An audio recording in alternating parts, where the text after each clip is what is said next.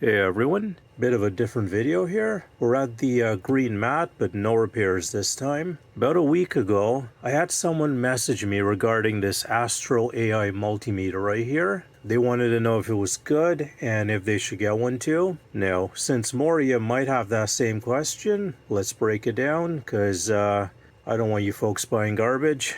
Well, let me walk that back just a little bit. It's not totally garbage, but there is one interesting design choice that makes this thing a pain to use.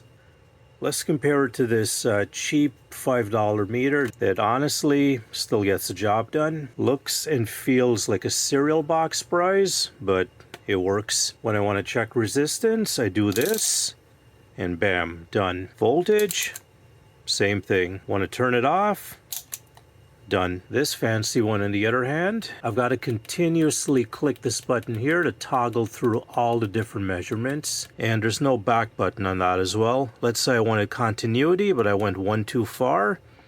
I've got to cycle through the whole thing again until I get back there. And to power it off, need to hold that in for a couple of seconds. Also, if I need to measure AC voltage and I'm feeling unusually dumb that day, I'll cycle through the whole thing before realizing I need to pick DC voltage and press that button right there. But that one's probably on me. But you're thinking, I mean, look at the Amazon page here. It's pretty obvious this thing does not have a turning knob. So why did I buy it? Look, I'm not gonna lie to you folks. At the time, I thought it looked cool, and I didn't think much about the lack of a knob. Heck, I don't know, I probably thought it'd be easier to use. So why is it still showing up in my videos? Honestly, it's for your benefit. The one big plus for this thing is that it shows up great on camera. You get a nice backlit screen with big numbers on it. And also, elephant in the room time. Why don't I just use the auto function for measuring? I mean, the defaults do it when you power it on, right? Straight answer is, I don't trust it. And sometimes there's a bit of a delay when it's trying to figure out what it's supposed to be measuring.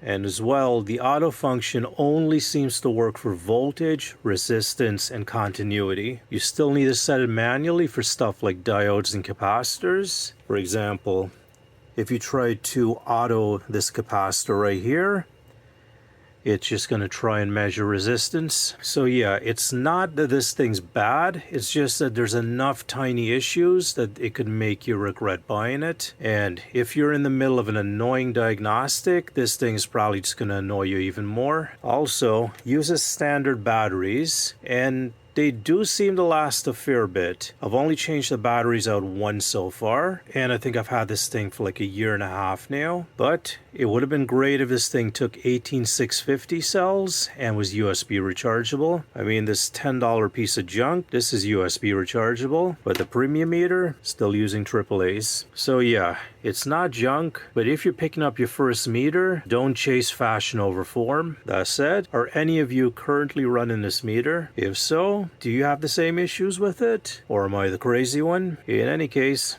thanks for watching. Take care.